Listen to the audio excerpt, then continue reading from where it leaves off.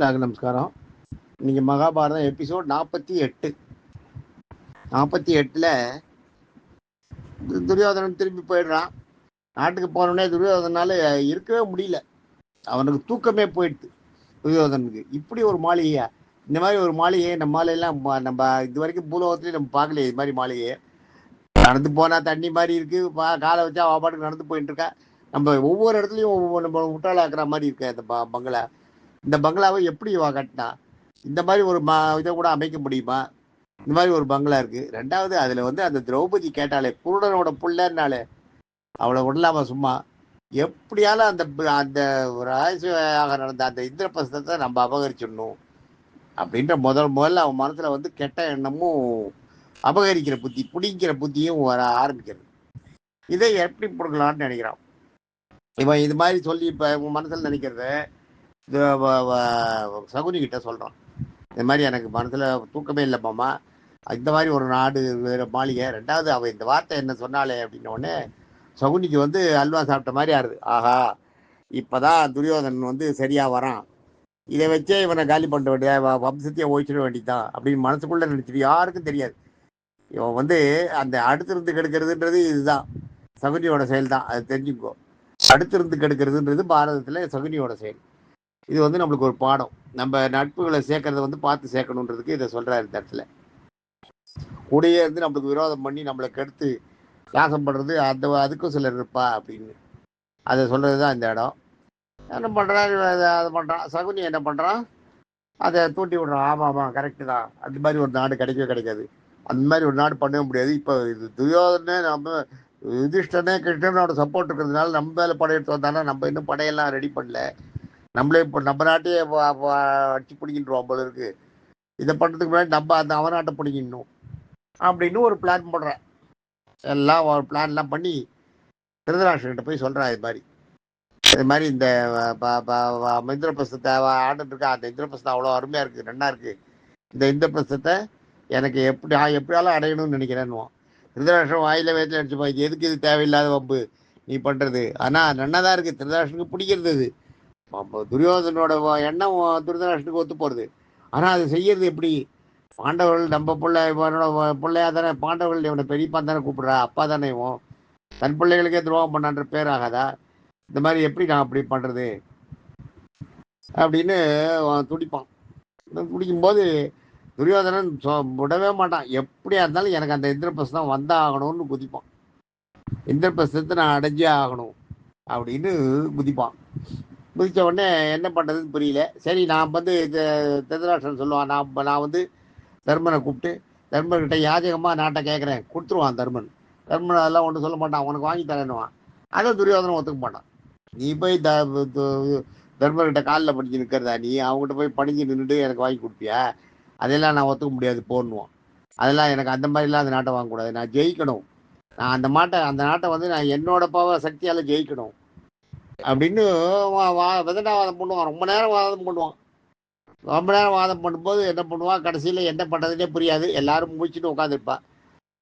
பீஷ்மர் சத்தம் போடுவார், அவள் ரெண்டா ஆடுறது உனக்கு பிடிக்கலையா, அவளை எதுக்கு நீ வம்பு கேட்குற, இருக்காதுன்னு. இருந்தாலும் என்னதான் இருந்தாலும் பீஷ்மர் எதிர்ப்பார் ஒழிய அஸ்தினாபுரத்து அந்த அரசாட்சி யார் பண்ணியிருந்தாலும் சரி, அஸ்தினாபுர அரசை காப்பாற்றணும், அஸ்தினாபுரத்தை அந்த நாட்டை காப்பாற்றணும், அவ்வளோதான் அவரோட எண்ணம். அவரோட வேற எதுவுமே கிடையாது. அஸ்தினாபுர அரச பதவியை காப்பாற்றணும்.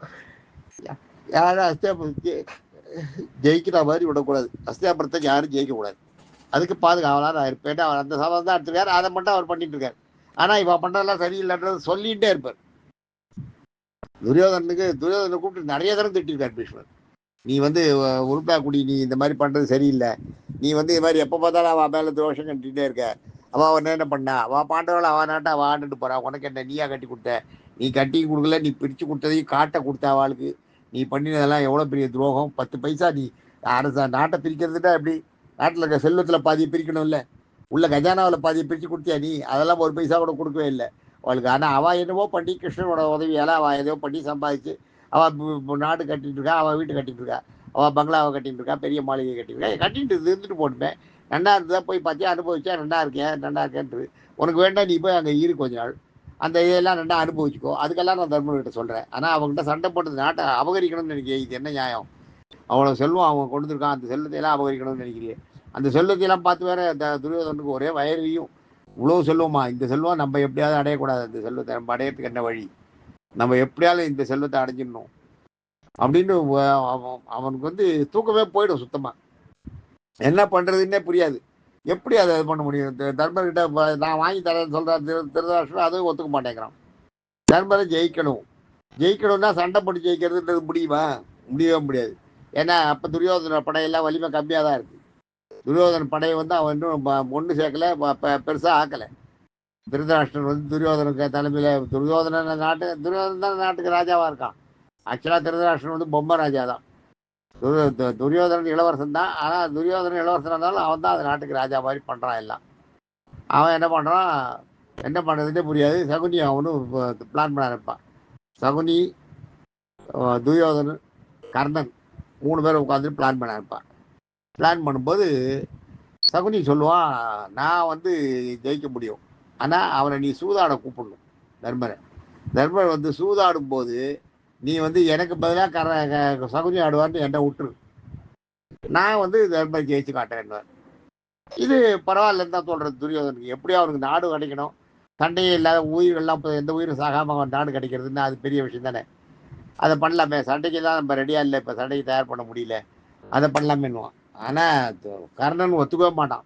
நீ அவன்கிட்ட சண்டை போடும், முதல்ல சண்டைக்கு கூப்பிட்டு சண்டையில் ஜெயிச்சு நீயா நானான்னு பாரு, மோது செத்தா சாவோம் பரவாயில்ல, ஆனால் நம்ம ஜெயிக்கணும் அப்படின்வான் கர்ணன் சொல்லுவான். கர்ணன் அதே மாதிரி துரியோதனன் வந்து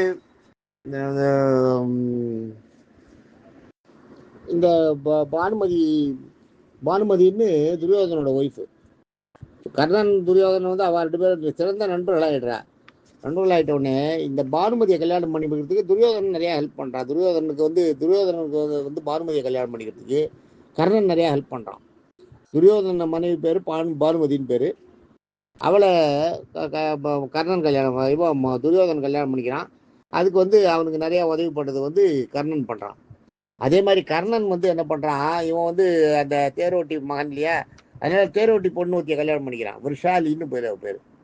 விஷாலின்னு ஒரு பொண்ணு, தேரோட்டுறவளோட அந்த தேரோட்டுற அந்த குலத்தை சேர்ந்த பொண்ணு, சூத்திர குலத்தை சேர்ந்த ஒரு பொண்ணை கல்யாணம் பண்ணிக்கிறான் கர்ணன். அதாவது அவன் வந்து அந்த தேரோட்டி மகன்றத கன்ஃபார்ம் பண்ணுற வகையில் அவளை கல்யாணம் பண்ணிக்கிறான். அடுத்தது பொன்னுருவின்னு ஊற்றிய கல்யாணம் பண்ணிக்கிறான். அந்த காலத்துல நிறைய பொண்கள் கல்யாணம் பண்ணிக்கிறதுன்றது சாதாரணது தானே. பொன்னுருவின்றத அவ வந்து கேய நாட்டு இளவரசி பொன்னுருவியை கல்யாணம் பண்ணிக்கிறான். அதுக்கடுத்தது இந்த பானுமதி துரியோதனோட ஒய்ஃப் இருக்காளே, அவளோட தோழி ஒத்தி இருந்தா, சுப்ரியான்னு பேரு, அவளை கல்யாணம் பண்ணிக்கிறான். இந்த சுப்ரியாவை கல்யாணம் பண்ணிட்டப்ப சுப்ரியா வந்து பல நேரத்துல வந்து மகாபாரத கதையில வந்து சுப்ரியா எதுக்குறான். பல நேரத்துல நியாயத்தை வந்து தட்டி கேட்கிற ஒரு சிறந்த ஒரு எழுச்சி மிக்க பண்ணா சுப்ரியா தலையெடுக்கிறான். சுப்ரியா தான் கர்ணனை இது பண்ணுவா. கர்ணன் வந்து அந்த இதை ஜெயிச்சதை கூட இந்த பாண்டவர்களை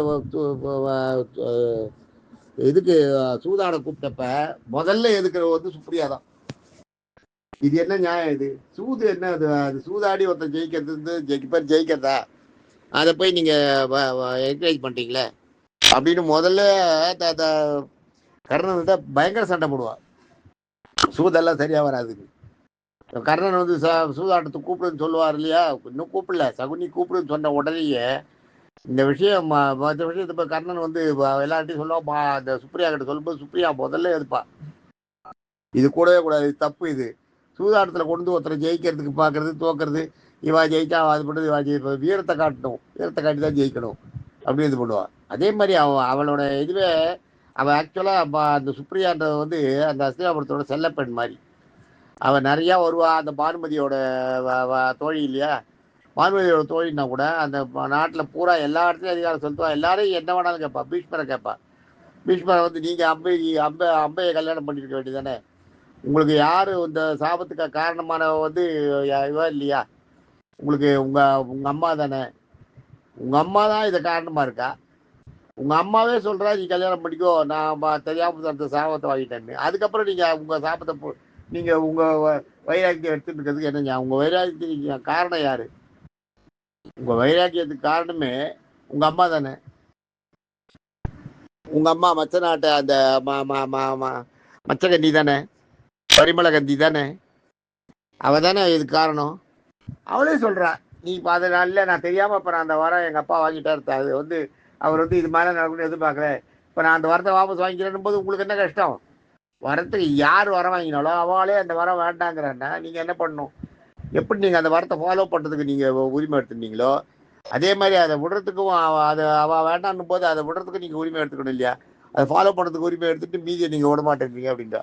அப்போ இந்த பீஷ்மர் சொல்லுவார், இல்லை நான் எனக்கு நான் வந்து ஃபாலோ பண்றதுக்கு அந்த இதை எடுத்துட்டேன், அவளோட இதை நிறைவேற்றத்துக்காக நான் அந்த சபதத்தை எடுத்துட்டேன். ஆனா அந்த சபதத்தை நான் அவளை மட்டும் வச்சு செய்யல, நான் இதை செஞ்சது வந்து தேவர்களை எல்லாம் சாட்சி வச்சு செஞ்சேன், இந்திரனை சாட்சி வச்சு செஞ்சேன், சூரியனை சாட்சி வச்சு செஞ்சேன். அவெல்லாம் அங்கேருந்து வந்து என்னை பீஷ்மன் வாழ்த்தினான் எல்லாரும். அவள் அத்தனை பேர் சொல்லுவாள், இத்தனை பேர் நான் சாட்சி வச்சு பண்ணியிருக்கேன், அந்த மாதிரி சாட்சி வச்சு செஞ்சவன் வந்து நான் வந்து அந்த விரதத்தை மாற்றக்கூடாது, பிரம்மச்சாரி விரதத்தை மாறக்கூடாதுன்னெல்லாம் நான் மாற்றிக்கினேன். அது சுப்ரியா கிட்ட கன்வின்ஸ் பண்ணுவார் பீஷ்மர். சுப்ரியாவோட கேள்விக்கு எல்லாரையும் பதில் சொல்லவே முடியல, எல்லாரையும் கேட்குறான். அவன் யாரையும் விடலை, எல்லாரையும் கேட்குறான். திருதராஷ்டிரனை கேட்குறான், காந்தாரியை கேட்குறான். காந்தாரியை உங்க வீட்டுக்காருக்கு கண்ணு தெரியல, நீ கண்ணை கட்டிக்கணுன்றது அவசியம் இருக்கு. நீ கண்ணு தெரிஞ்சாதானே நீ வந்து அவரை வந்து நல்ல வழியில் கூட்டு எல்லாம் பண்ண முடியும், அவருக்கு சிசுஷையெல்லாம் பண்ண முடியும். அவருக்கு சிசுஷையெல்லாம் பண்ணுறதுக்கு நீ வழி இல்லாத நீ வந்து கண்ணை கட்டிட்டாண்டா எப்படி அது அப்படின்ற அப்படின்னு அவ நிறையா இது பண்ணுறா. இது இல்லாத திருதராஷ்டிரன் வந்து காந்தாரி பிள்ளையாண்டுறப்ப அவளுக்கு ஒரு தோழி இருந்தா, சுகதான்னு ஒரு தோழி. அந்த தோழி பெண் மேலே திருதராஷ்டிரன் வந்து அந்த தோழி வந்து காந்தாரி செய்ய வேண்டிய அந்த காந்தாரி பிள்ளையா இருந்தா இல்லையா, அவள் பிள்ளையாதாட்சி ஆகிறதுனால அவளால் முடியாதுன்னு அவள் செய்ய வேண்டிய சுசூஷை பணிகள்லாம் திருதராஷ்டிரனுக்கு இவ தான் செஞ்சுட்டான், சுகதா தான் செஞ்சுட்டப்போ ஒரு தடவை திருதராஷ்டிரன் வந்து அவள் மேலே ஆசைப்பட்டு அவளை கெடுத்துறான். இதெல்லாம் ரொம்ப சகஜம், ராஜாக்களில் வந்து இந்த மாதிரி பண்ணுறதுன்றது வந்து ரொம்ப சாதாரணம். அதை வந்து அவள் ஏற்றுக்கவும் ஏற்றுனா அதை ஒரு நியாயமாகவும் சொன்னான். அதெல்லாம் ராஜாக்கள் வந்து இதெல்லாம் சகஜம்தான்றதை அது மாதிரி சொன்னான். அவளை கெடுத்துறான். அவளை கெடுத்து அவளுக்கு ஒரு புள்ள பிறகுது. அங்க காந்தாரிக்கு துரியோதனன் பிறகு அதே நேரத்துல இங்கே இவளுக்கு இந்த சுகதாவுக்கு ஒரு புள்ள பிறக்குது. அது பேர் தான் யூசுன்னு பேரு. யூசுன்னு ரொம்ப நீதிமான், நேர்மையானவன், நியாயமானவன். விதுரருக்கு அடுத்தது அந்த இதுல வந்து டீம்ல வந்து ஒரு கௌரவர்கள் சைட்ல ஒரு நியாயமானவர் இருக்காருன்னா அது யூசு தான். யூசு என்ன பண்ணிடுறான், கடைசியில பாண்டவர்கள் போர் இது பண்ணும்போது தர்மர் ஒரு சான்ஸ் கொடுப்பார் எல்லாருக்கும். கடைசியில போற ஆரம்பிக்கிறதுக்கு ஒரு மணி நேரம் இருக்கும்போது, சில மணித்துளிகள் இருக்கும்போது அங்க போய் நின்று இப்ப இருக்கிற நிலைமையில, இப்ப இது வரைக்கும் இந்த வாரம் டெவலப்மெண்ட்ஸ் எல்லாம் ஏத்துண்டு இப்ப இருக்கிற நிலையில யார் சைடு நியாயம் நினைக்கிறீங்களோ அணி மாதிரி இந்த பக்கம் வந்து சண்டை போடுறதுனா போடலாம், அந்த பக்கம் இருக்கிறதுனால இருக்கலாம், இந்த பக்கம் இருக்க அந்த பக்கம் போகலாம், அந்த பக்கம் இருக்கிற அந்த பக்கம் வரலாம். இதுக்கு வந்து அவளுக்கு ஒரு கடைசி வாய்ப்பா கொடுக்குறேன்னுவா. அந்த வாய்ப்புல யூஸ் என்ன பண்ணுவான், கௌரவ சைடுல இருந்து பாண்டவர் சைடுல வந்துருவான். பாண்டவர் சைடுல வந்துருவான், யூஸ் வந்துருவான். யூஸ் வந்த உடனே துரியோதனன் வந்து யூஸ் கொல்றதுக்கு போவான். யூஸ் வந்து பெரிய அதிரதன் பேரு. யூஸ் ஒரே நேரத்தில் 10,000 பேர் கூட சண்டை போட அந்த கெப்பாசிட்டி விட்டவருக்கு. அவன் கூட சண்டைக்கு போவான். சண்டைக்கு போகும்போது சொல்லுவான், இவர் பீஷ்மர் சொல்லுவார், இன்னும் சண்டை ஆரம்பிக்கல, தர்மன் வந்து நியாயமா ஒரு இதை வச்சிருக்கான், அவன் சைட்ல இருந்து இங்க வரவாளையும் வரலான்னு சொல்லியிருக்கான். நீ வந்து காட்டுல சல்லியை ஞாபகரிச்சு கொண்டு இல்லையா, அது போல அவன் இப்போ வந்து யூஸ் போயிட்டு போறான். யூஸ் நம்ம எப்படி சண்டையில யூஸ் நம்ம அடிச்சு கொல்ல போறோம், அடிச்சு கொண்டுட்டா சரியா போச்சு, சண்டையில கொண்டுடலாம் யூஸுவ அப்படின்னு சொல்லுவான். அந்த மாதிரி ஒரு இது சொல்லுவான். ஆக்சுவலா யூஸ்ன்றவன் வந்து அவளோட ஒரு துரியோதனோட இது அந்த கௌரவர்கள்ல அவன் வந்து துரியோதனுக்கு ஒரே வயசு. ஆனா இவன் பிறந்தது பனிப்பெண்ணுக்கு பிறந்துடுறான், காந்தாரிக்கு பிறக்காம. அதனால இவனும் அப்படியே வெளியிலேயே இருக்கான். அதாவது அவ சைட்ல இருந்தாலும் நீதிமான். அதே மாதிரி பாத்தீங்கன்னா அதே மாதிரி அங்க பனிப்பெண்ணுக்கு பிறந்தவர் தான் இவர் விதுரர். விதுரர் நியாயமானா இருக்கார். இதுக்கு முதல் தலைமுறையில அது மாதிரி வருது, 2வது தலைமுறையில அதே மாதிரி வருது. யூஸ் 2வது தலைமுறையில, முதல் தலைமுறை விதுரர். இப்போ 2 பேரும் அப்படியே ஒன்னா இருக்கா. இந்த மாதிரி இது பண்ணிட்டு இருக்கும்போது இவாளை வந்து இந்த சுப்ரியா வந்து எல்லாரையும் கேள்வி கேட்பா. இவரை கேட்பா அது மாதிரி சிசுவ காந்தாரியை கேட்பா. காந்தாரி அவ கேட்ட நியாயம் தானே. கண்ணை திறந்துருந்தா இந்த யூஸ் கதையே இருந்திருக்காது இல்லை, சுகதா தலையே கதையே இருந்திருக்காது இல்லை. காந்தாரி கண்ணை கட்டிட்டதுனால தான் அது அவ்வளவு அவளால் வந்து வாட்ச் பண்ண முடியல, தெரியாமல் போயிடுது. இந்த இந்த கதை நடந்தது. அந்த காந்தாரியை கேட்பா, நீ ஏன் கண்ணை கட்டிட்ட? அவன் சொல்லுவா அது மாதிரி எனக்கு இந்த கலத்திர தோஷம் இருக்குன்னுலாம் சொல்லுவா. கலத்திர தோஷமாவது மண்ணாவது அவன் அப்பயே ரேஷனலிஸ்டாக இருந்திருக்கா அந்த பொண்ணு. சுகதான்ற வந்து சுகதாவோட ரோல் வந்து பெரிய ரோல். அவளோட அந்த அந்த இது வந்து மகாபாரதத்தில் அவன் நிறைய பேசுகிறான், எல்லாரையும் தடுக்கிறான். சுப்ரியா சாரி, சுகதா இல்லை, சுப்ரியா வந்து எல்லாரையும் தடுக்கிறான். பீஷ்மரை வந்து கேள்வி கேட்குறான், துரோணரை கேள்வி கேட்குறான். நீங்கள் வந்து எல்லாத்துக்கும் இதெல்லாம் கற்றுக் கொடுத்தீங்க, வில்லு தேயலாம். உங்களுக்கு அந்த வேடன் மட்டும் என்ன பண்ணான்? ஏகாலைவனுக்கு நீங்கள் ஏன் கற்றுக் கொடுங்க? ஏகாலைவனுக்கு நீங்கள் வந்து உங்களோட சுயநலம் ஜாஸ்தி. உங்களுக்கு அர்ஜுனனை தாண்டி யாரும் வீரர்கள் இருக்கக்கூடாதுன்ற எண்ணம். கரெக்டாக கேட்பா, பொட்டில் அடிச்ச மாதிரி நேராக எல்லாரையும் கேளுங்க. அது வந்து இப்பயும் உண்டு. சில இடங்களில் சில வீடுகளில் பார்த்தீங்கன்னா ஒருத்தர் இருப்பா, யாராவது ஒருத்தர் மாதிரி எல்லாரையும் பொட்டில் அடிச்ச மாதிரி கேள்வி கேட்டு அவள் பாட்டுக்கு அவள் போயிட்டே இருப்பா, அவள் வேலையை பார்த்துட்டு. நீங்கள் என்ன நினச்சினாலும் சரி, அதான் கேட்குறது நியாயன்றது தெரியும். இந்த டாக்டர்லாம் கிடையாது இதில் எல்லாம். அது மாதிரி அவள் பேசுவாள். அவன் நிறைய அவள் வந்து இவனை கர்ணனை வந்து கல்யாணம் பண்ணிட்டது அவன் வந்து பானுமதி கூட இருந்தப்ப கர்ணனுடைய தோல் வலிமை, அவனுடைய அந்த சண்டையில் அந்த பராக்கிரமம் இருக்கு பாருங்க. அவன் அந்த இவனை பானுமதியை கல்யாணம் பண்ணிக்கும் போது கர்ணன் வந்து அவனோட வித்தையெல்லாம் காட்டுறான் இல்லை, இதெல்லாம் காட்டி பானுமதியை கல்யாணம் அந்த பானுமதியை துரியோதனை கல்யாணம் பண்ணிட்டு ஹெல்ப் பண்ணான் இல்லையா. ஹெல்ப் பண்ணும்போது அவனுடைய வீரத்தை பார்க்குறான். அவனோட வீரத்தை பார்த்து பானுமதியோட தோழி தானேவ, தோழியாக இருந்து இப்போ கர்ணனோட வீரத்தை பார்த்த உடனே தான் கர்ணனை காதலிக்கிறான். உன் வீரத்தை பார்த்து தான் நான் காதலிச்சேன், உன்னுடைய இந்த மாதிரி கோழைத்தனமாக நீ வந்து போய் பகடை ஆனத்துக்கெல்லாம் ஒத்துட்டு வருவேன்னா அதுக்கெல்லாம் நான் உன்னை காதலிக்கவே இல்லை, உன்னை நான் காதலிச்சது தப்பு, அதுக்காக நான் வருத்தேன்னுவா. கோச்சுட்டு கூட போயிடுவா. கோச்சுட்டு கூட கர்ணனை விட்டு கோச்சுட்டு போயிடுவா. போயிட்டு அதுக்கப்புறம் அவள் அப்பா அம்மாலாம் சொல்லி அது மாதிரிலாம் பண்ணக்கூடாதுன்னு சொல்லி அதுக்கப்புறம் அவள் திரும்பி வருவாள். கர்ணனோட இந்த செய்தியால் வந்து அவளால் மேக்சிமம் என்னென்ன விதத்தில் எதுக்க முடியுமோ அத்தனையும் எதிர்த்து சொல்லுவாள். இவள் பண்ணுற நியாயத்துக்கு தர்மம். அவளோட இது என்னன்னா, தர்மம் நீ சண்டையில் சண்டை போட்டு ஜெயிச்சு அவன் நாட்டை பிடிக்கும், நீ அதை விடு, அதுதான் நீ பண்ணணும். உனக்கு அந்த நாட்டு மேலே இச்சா இருந்ததுன்னா அவங்க கூட சண்டை போட்டு ஜெயிச்சுக்கோ. அதை விட்டுட்டு நீ இது மாதிரி பண்ணுறது சரியில்லை அப்படின்னு அவன் நேராகவே வர சொல்லுவான். துரியோதனை சொல்லுவான், துரியோதனங்கிட்ட பேசுவான், நீங்கள் செய்யறது சரியா கிடையாது, இந்த மாதிரிலாம் ஒருத்தரப்பா, இதுதான் ஒரு வீரனுக்கு அழகா, நீங்கள்லாம் ஒரு வீரனா, நீங்கள்லாம் ஒரு கதை பயிற்சியில் பெரிய ஆள்னு சொல்கிறீங்க, உங்களை மாதிரி ஒரு வீரன் கிடையாதுன்றீங்க. ஆனால் துரியோதனன் வந்து உலகத்துக்கு தான் பொல்லாது, பாண்டவர்களுக்கு தான் பொல்லாதவன். நாட்டை ஆண்டதில் அவரை மாதிரி சுபிட்சமாக யாருமே ஆளலை. நாட்டில் வந்து ஜனங்களுக்கு ஒரு தொந்தரவு வரக்கூடாது, பொதுமக்களுக்கு முதல்ல வந்து பாண்டவர்களை வந்து வாரணாவரத்தில் வந்து வதம் பண்ணப்ப துரியோதனை எல்லாரும் தூத்திட்டு இருந்தான் நாட்டில். அப்போ அவன் வச்சான், இந்த ஜனங்களோட சப்போர்ட் நம்மளுக்கு வேணுன்றத மனசில் வச்சுட்டு ஜனங்களுக்கு எல்லாம் நல்லது பண்ணான். நிறைய நாட்டை சிறந்த ஒரு அரசாட்சியை கொடுத்தான். மக்களுக்கு சுபீட்சமாக வச்சுருந்தா, மக்களுக்கு எந்த கஷ்டமும் தெரியாத. ஆனால் இவனோட தனிப்பட்ட விதத்தில் இவனோட விரோதம் வந்து பாண்டவர்கள்ட்ட இருந்தது, அது வேற. ஆனால் அவனோட ஆட்சியை வந்து எல்லாருமே போற்றிட்டான். திருதராஷ்டிரனே அவனோட ஆட்சியை கண்டு மலைச்சு போயிட்டான். பீஷ்மர் அதனால அவனை துரியோதனை ரொம்ப எதிர்த்து ஒன்றும் பண்ண முடியல. பீஷ்மருக்கு வந்து நல்ல அரசாட்சியை கொடுக்கணும் ஹஸ்தினாபுரத்துக்கு. அந்த ஹஸ்தினாபுரம் தலைமை அந்த வீணாதிபதி காப்பாற்றிக்கணும். அரசனை வந்து அரசனுக்கு தீங்கு நேராக பார்த்துக்கணும், அதுதான் அவன் வேலை. அது அவன் கரெக்டாக இருக்கான். பீஷ்மருக்கு ஏற்ற மாதிரி இவனும் அந்த நாட்டை ரொம்ப நல்லா வச்சுருந்தான் இல்லையா. அதனால் பீஷ்மருக்கு வந்து துரியோதனோட ஆட்சியில் எந்த குறையும் கிடையாது.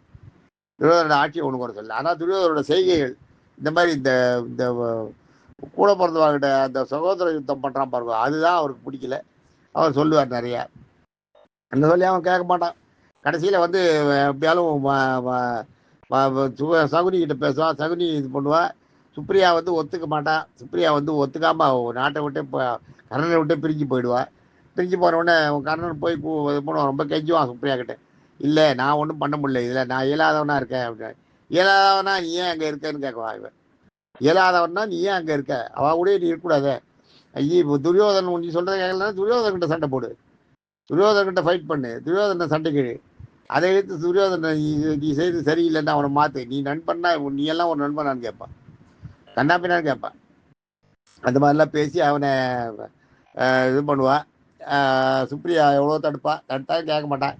கடைசியில் வந்து சகுனி இது பண்ணுறதுன்றது அந்த சூதாட்டத்துக்கு சகுனி சூதாடுவான் அப்படின்னு துரியோதனன் முடிவு பண்ணுறான். துரியோதனன் முடிவு பண்ணிட்டு திருதராஷ்டிரன் சொல்கிறான். திருதராஷ்டிரனுக்கு அதை ஒத்துக்கிறான். சரி பரவாயில்ல, எப்படியோ நம்ம பிள்ளை நாட்டை ஜெயிக்கிறதுக்கு பார்க்குறேன், இந்திரபிரசத்தை பார்த்து இருந்தால் அவனுக்கு ஒரு கண்ணு இல்லையா, எப்படியாலும் நாட்டை ஜெயிக்கட்டும் அப்படின்ட்டு ஒத்துக்கிறான்.